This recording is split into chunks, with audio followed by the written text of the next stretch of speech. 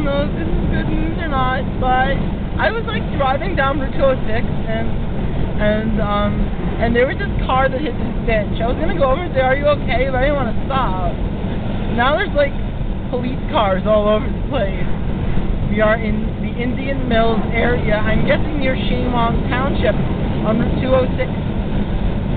This is so sad. Okay, well, I'm driving, so I can't really hold this thing much longer. I'll talk to you all later.